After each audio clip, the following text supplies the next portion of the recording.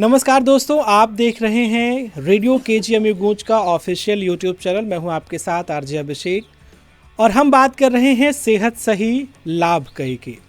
क्योंकि अगर व्यक्ति का जो सेहत है वो ठीक है तो जीवन में उसकी जो कठिनाइयां आने वाली हैं वो बहुत हद तक थम जाती हैं, रुक जाती हैं या टल जाती हैं। क्योंकि जीवन में हमारे सबसे ज़्यादा अगर महत्वपूर्ण कुछ है तो वो हमारा स्वास्थ्य ही है। और जब स्वास्थ्य की जो सेवाएं हैं वो जन जन तक पहुंचाने की बात सरकार करती है तो आंगनवाड़ी केंद्र का उसमें बहुत बड़ा रोल होता है। क्योंकि जो सबसे हम कहें कि निचले स्तर पर लोगों को स्वास्थ्य सुविधाएं प्रदान करने के लिए जो केंद्र होता है वो आंगनवाड़ी केंद्र होता है। यहाँ पे चाहे रूटीन इम्यूनाइजेशन की बात करें या बच्चों को शिक्षा देने की बात करें, पोषाहार की बात करें, मिड डे मील की बात करें, तो ये सारी सुविधाएं मिलती हैं। तो आज इसी क्रम में हम आ पहुँचे हैं आंगनवाड़ी केंद्र मिर्ज़ापुर में, जो कि सरोजनी नगर ब्लॉक में स्थित है, लखनऊ जनपद में। तो हमारे साथ आंगनवाड़ी कार्यकर्त्री उर्मिला जी मौजूद हैं। आपसे बातचीत करेंगे कि इनके आंगनवाड़ी केंद्र की स्थिति क्या है और कैसे ये लोगों को स्वास्थ्य सेवाओं से जोड़ रही हैं, बच्चों को शिक्षा दे रही हैं या उन्हें पोषण के बारे में बता रही हैं। उर्मिला जी, बहुत बहुत स्वागत है रेडियो केजीएमयू गूंज पर आपका। जी सर, हमारा नाम उर्मिला यादव है और मैं आंगनबाड़ी सेंटर मिर्ज़ापुर ग्राम सभा बेती में चला रही हूँ जी, जो कि हमारी सरकार हमारे बच्चों को बहुत अच्छी सुविधाएं दे रहे हैं। हम अपने जो गर्भवती महिलाओं से ही हम न्यू पकड़ते हैं। हम अपने गर्भवती महिलाओं को देख रेख करते हैं, उनका हर महीने वजन करते हैं, उन्हें ड्राई फ्रूट राशन पोषाहार वितरण करते हैं और उनका जो है टीका के बारे में टीका भी लगवाते हैं टाइम टाइम से बुलवा के, और उन्हें खान पीन के बारे में, साफ़ सफाई के बारे में, हरी साग सब्जी के बारे में हम बताते हैं।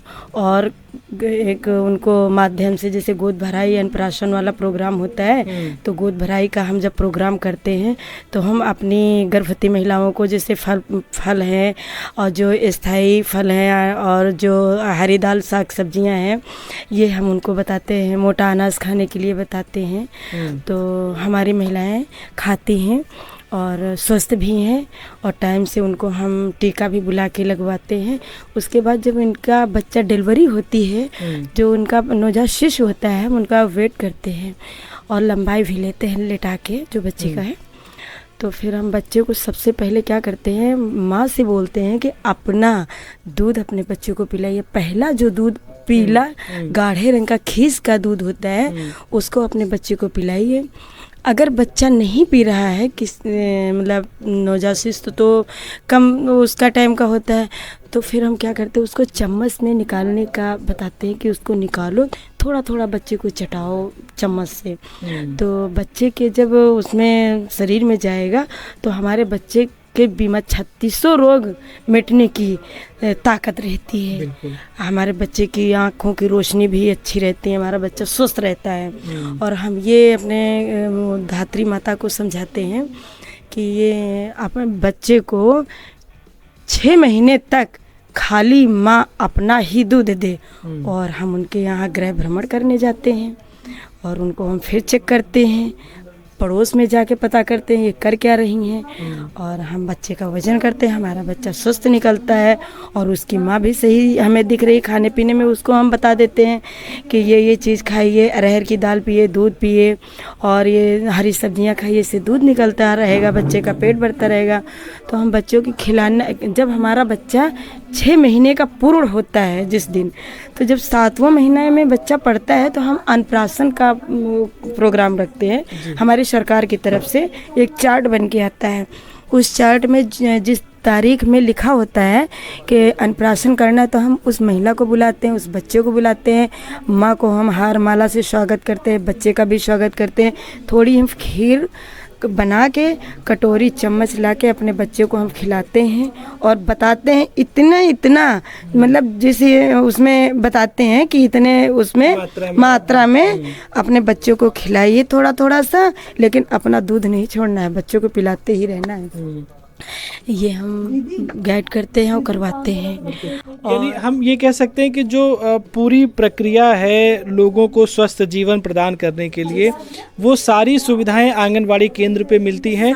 बस ज़रूरत ये है कि लोग जागरूक बने, आंगनवाड़ी कार्यकर्त्री जो भी दीदी हैं उनसे संपर्क में रहें, बातचीत करें, जानती रहें कि कब क्या करना चाहिए, क्योंकि जागरूकता ही सबसे ज़्यादा ज़रूरी है। अब बहुत से लोग जागरूक हो चुके हैं, क्योंकि लड़कियां सब पढ़ी लिखी हैं, जो बहुएं आ रही गांव में सब पढ़ी लिखी आ रही हैं, तो जब उन्हें हम बताते हैं तो वो वैसे ही चलती, वैसे अपने आप को केयर कर लेती हैं। चलिए, बहुत बहुत शुक्रिया हमसे बात करने के लिए। Thank you. तो दोस्तों, जैसा कि आप जानते हैं कि इस वक्त हम आंगनवाड़ी केंद्र मिर्ज़ापुर पे मौजूद हैं और आज यहाँ पर रूटीन इम्यूनाइजेशन का काम चल रहा है, नियमित टीकाकरण किया जा रहा है बच्चों का। हमारे साथ जुड़ चुकी हैं यहाँ की जो एएनएम हैं, वो जुड़ चुके हैं, उनसे बातचीत करते हैं। शारदा जी हैं। मैम, आपका बहुत बहुत स्वागत है रेडियो केजीएम में गूंज पर जी। आपसे जानना चाहेंगे कि आज ये कार्यक्रम जो रूटीन इम्यूनाइजेशन का चल रहा है, ये कब कब चलता है और कैसे लोगों को इसके बारे में गांव में जानकारी दी जाती है क्षेत्र में कि लोग अपने बच्चों को लेकर के आएँ? महीने में सर एक बार ये चलता है। हर गांव में महीने में एक बार सेशन होता है जी। तो यहाँ पे जो भी बच्चे रहते हैं उनका जैसे जैसे होता है वैसे वैसे वैक्सीनेशन होता है, उम्र के हिसाब से। जैसे जैसे उनकी उम्र होती है उसी हिसाब से वैक्सीनेशन होता है। कहते हैं कि 5 साल 7 बार, छूटे न टीका एक भी बार। ये प्रचार हम लोगों को रट चुका है।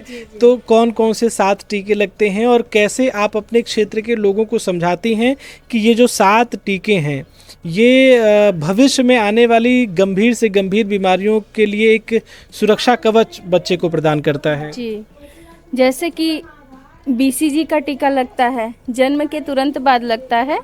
जो बच्चे छूट जाते हैं 1 साल के अंदर तक लग सकता है बीसीजी का टीका।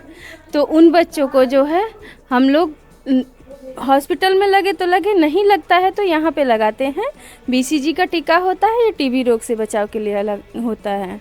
उसके बाद 1.5 महीने के बाद बच्चा जब 1.5 महीने का हो जाता है तो ओपीवी 0 डोज, ओपीवी डोज पिलाया जाता है। और पेंटा फर्स्ट, रोटा, आईपीवी, पीसीवी जी, इतने डोज होते हैं, एक साथ लगते हैं फर्स्ट बार में। और उसके बाद फिर 1 महीने बाद हम बुलाते हैं तो फिर सेकेंड टीका लगाते हैं बच्चों को। उसमें ओपीवी, रोटा और पेंटा 3 डोज दिया जाता है।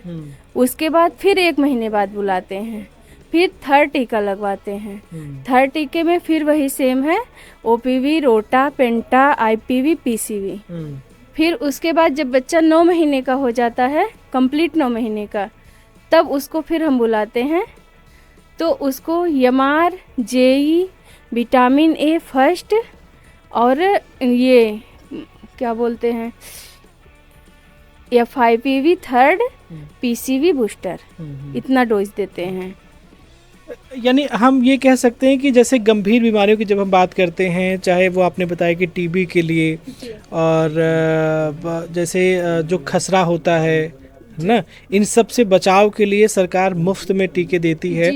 आज के समय में मैम, आपको क्या लगता है कि जब आप लोगों के घर तक जाती हैं जानकारी देने के लिए, जागरूक करने के लिए, तो क्या कुछ लोग ऐसे अभी भी हैं हमारे समाज में जो ये कहते हैं कि नहीं, टीका वीका से कुछ नहीं होता है, हमारे ज़माने में तो कुछ नहीं था? जी जी, ऐसे मिलते हैं, एक आध लोग मिलते हैं, लेकिन हम लोग उनको समझाते हैं कि नहीं, पहले का ज़माना अलग था, अब का ज़माना अलग है। आज के ज़माने में जो है बीमारियां बढ़ती चली जा रही हैं, पहले के ज़माने में तो कुछ नहीं था।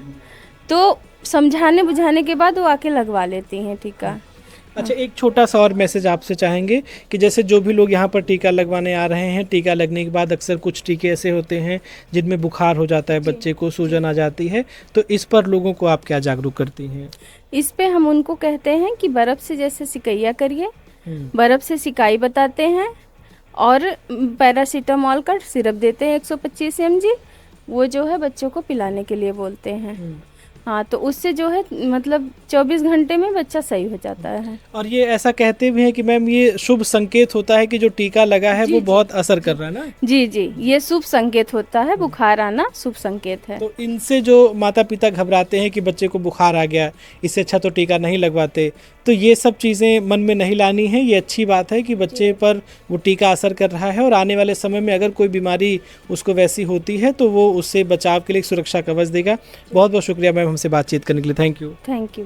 दोस्तों, सेहत सही लाभ कई के तहत हम लोगों को जागरूक करने का काम कर रहे हैं और अभी जैसा कि हमने आपको बताया कि हम मौजूद हैं आंगनबाड़ी केंद्र मिर्ज़ापुर में, जो कि सरोजनी नगर ब्लॉक के तहत आता है।